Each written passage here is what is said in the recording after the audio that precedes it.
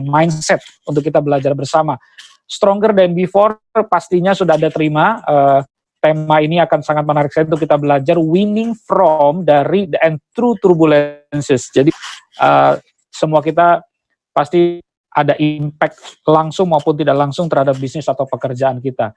Nah, sebelum kita mulai dengan sharing dari Pak Paulus Bambang, saya akan coba buka dengan beberapa pengantar untuk bisa menjadi konteks daripada pembelajaran kita bersama hari ini. Ya, hari ini kita melihat dalam segmen Minggu 9 April ini, nanti akan ada connecting dengan tanggal 16 April, jadi teman-teman siap-siap, ada seri A dan seri B minggu depan, sama-sama hostnya akan dibawakan oleh Pak Paulus Bambang, tapi minggu depan ada special guest sekali, yang berbicara top 2 minggu ini mengatasi badai. Hari ini Pak Paulus akan mengupas dari perspektif lebih ke arah bisnisnya, lalu minggu depan kita akan belajar dari tantangan kesaksian hidup, perjalanan seorang businessman yang menjadi anak bangsa yang sungguh-sungguh bisa mengharumkan nama bangsa juga. Kita akan perkenalkan nanti di segmen terakhir. Tapi kalau teman-teman lihat di gambar ini, saya dapat satu artikel yang menarik banget ya. Dia bilang, orang-orang yang menciptakan kapal itu, mereka itu selalu membuat kapal, membangun kapal untuk bisa menghadapi badai sehingga sampai ke tujuan atau destinasi mereka. Jadi konsep singkatnya, tidak ada orang yang membuat kapal, membuatnya asal jadi sehingga tidak tahan terhadap gelombang maupun badai yang akan mereka lalui di tengah lautan. Semua, mau kapal kecil, kapal besar, itu dikondisikan supaya bisa menghadapi badai ini. Kalau saya berpikir, benda mati seperti kapal ini manusia saja bisa berikan pendekatan seperti itu. Hidup Anda, Bapak Ibu, dengan saya rekan-rekan, kita ini semua kita percaya made in God. Ya. Tentu kami juga ingin welcome teman-teman yang bukan datang dari komunitas Kingdom Business Community ini. Ada beberapa teman-teman yang dapat undangan, selamat bergabung. Jikalau nanti dalam sharing pemaparan ini ada perspektif iman Kristiani maupun doa, mohon Bapak Ibu tidak keberatan menyesuaikan dengan agama dan kepercayaan masing-masing. Tapi kita melihat dari perspektif iman Kristiani pada hari ini, Tuhan itu sudah membuat hidup kita built in dari sejak awal. Kita semua ini harusnya lebih dari kapal. Kalau kapal dibuat tahan badai, harusnya kita semua juga built in dari Tuhan itu ya tahan. Itu sebabnya program ini KBC Rise, salah satu yang dibangun adalah resilience-nya. Tapi ada 3 jenis orang, katanya dari William Ward, bercerita tentang analogi kapal ini. Ada 3 jenis orang. Orang pesimis itu kalau ngelihat badai atau perubahan angin selalu komplain. Kenapa angin nggak sesuai dengan apa yang saya mau ya? Selalu angin itu bergeser, berpindah. Tapi kalau kita lihat orang yang optimis dia beda sama pesimis. Dia berharap nggak apa-apa. Saya tunggu dulu, pasang jangkar dulu. Tapi satu kali angin akan ada berubah. Tapi hari ini kita diperhadapkan dengan situasi COVID-19 ini, kita diperhadapkan bahwa bukan hanya jadi orang optimis saja, tapi juga jadi realistis. Kalau memang angin belum kunjung berubah, kita yang harus menyesuaikan layar kita. Dan saya berharap pemaparan Pak Paulus Bambang hari ini betul-betul menantang kita, adjust your sails. Situasi tak kunjung, banyak orang yang menerka semua pada pengen tanya kapan berakhir, kapan situasi COVID ini akan berakhir. Kalau nggak berakhir, kita yang menyesuaikan layar kita. Sebagai businessman, saya percaya, sebagai profesional, saya percaya Anda punya built-in strength dari Tuhan untuk bisa bergerak maju, tidak oleh keadaan yang ada. Dan belajar dari Lukas 5, ayat 1-11, sebenarnya saya pernah bagikan di beberapa pertemuan yang lalu, jangan pernah mempertentangkan iman dengan fakta atau kenyataan. Sebuah ayat yang sangat sederhana, Lukas 5 ayat 5, itu ada satu kalimat dengan 2 lensa untuk melihat. Katanya yang pertama, Guru, telah sepanjang malam kami bekerja keras dan kami tidak menangkap apa-apa. Anda yang semua bekerja keras sampai hari ini jangan nganggur, karena berkat itu hanya datang sama orang yang terus berupaya, berjuang. Tapi walaupun belum ada hasil seperti kita hari ini, situasi almost seperti skala besar, kita harus tidak boleh bersama-sama, seperti kondisi hampir setengah semi lockdown, kita nggak bisa berbuat apa-apa, mungkin omset ada yang turun sampai zero, dapat apa-apa walaupun kita udah berupaya segala macam. Tapi kalimat ini berkata yang kedua, tetapi karena engkau menyuruhnya, berarti ada orang yang dekat dengan Tuhan, dia mendengar suara Tuhan, dia tahu arahan, ada intuisi di dalam hati dia, karena dia terus bergantung dengan Tuhan, maka dia akan melakukan sesuatu yang Tuhan suruh. Jadi pengantar saya adalah bahwa tadi dikatakan kita mesti belajar jadi orang yang bisa menyesuaikan layar, bersahabat dengan fakta, tapi juga bertindak dengan iman. Dua kualitas inilah yang kita berharap di 2 minggu ini kita dapatkan. Satu situasi kita tahu keadaan seperti ini, tapi satu situasi kita tahu bahwa nelayan-nelayan ini ketika mereka mendengar suara Tuhan, mereka juga bisa menebarkan jala, dan Tuhan bisa kucurkan banyak sekali cara baru untuk kita bisa tetap berjalan, bergerak, dan tidak stuck. Saya mau tutup dengan doa pembuka kita hari ini, dari seorang pengarang bernama James Ogley. Ketika dia belajar dari Lukas pasal 5 ini, dia berkata, terkadang Tuhan membawa kita ke dalam deep waters, tetapi air dalam bukan untuk menenggelamkan kita, tetapi justru untuk membersihkan kita. Mari kita jadikan momen situasi COVID ini tidak menenggelamkan kita, tapi kita bergerak masuk lebih dalam, dan Tuhan membersihkan, entah itu motivasi hati kita tentang keuangan, entah itu tentang kualitas kita di keluarga, entah itu tentang originalitas kita dengan iman masing-masing, kepercayaan. Kita berkata, apakah ini waktunya untuk kita melihat pertolongan Tuhan dalam hidup kita masing-masing. Saya mau ajak kita berdoa supaya setelah ini kita bisa langsung masuk ke dalam segmen pemaparan dari Pak Paulus Bambang. Bapak di sorga, bersyukur untuk teman-teman yang sudah bergabung, hampir 700 orang dalam forum ini. Ada beberapa di antara mereka yang masih kesulitan untuk bisa masuk. Kami berdoa supaya mereka menemukan cara yang tepat untuk bisa bergabung. Dan kami doakan supaya malam ini kami juga bisa sungguh-sungguh seperti Lukas pasal 5, kami belajar bagaimana fakta yang ada.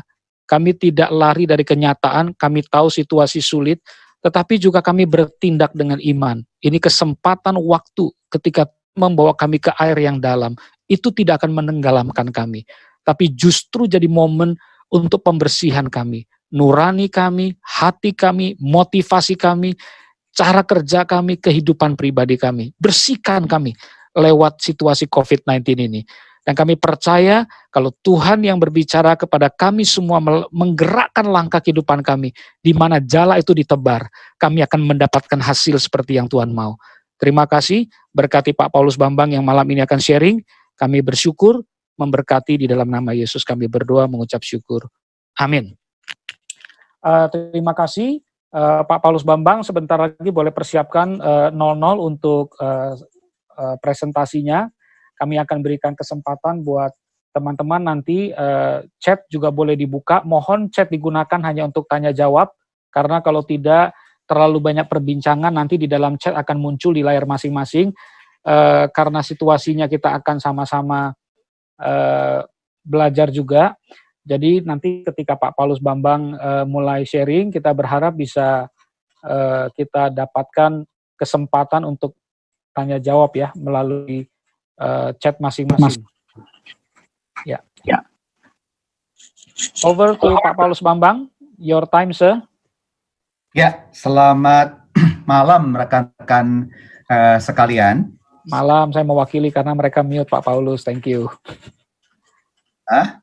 Saya mewakili menjawab malam karena teman-teman di mute semua. Ya, nanti pas tanya jawab baru buka, thank you. Ya, hari ini saya akan sharing mengenai Stronger Than Before ini dengan ada 3 disclaimer. Saya bukan konsultan, jadi approach saya adalah praktikal. Kemudian kalau saya pakai template yang saya sebut dengan PBW template itu hanya pemikiran pribadi.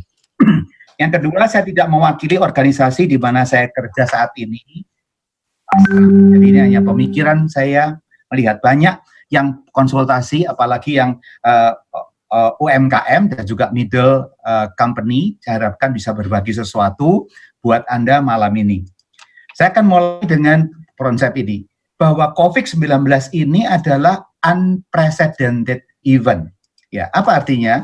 Nobody predicts it will happen sooner rather than later. Nggak ada yang pernah berpikir bahwa ini terjadi. Desember masih bagus, tahun lalu banyak company-company di Indonesia, di Jakarta Stock Exchange, hasilnya bagus, nggak pernah berpikir. Even Januari sales kita bagus, Februari sales kita bagus, mendadak Maret ada masalah.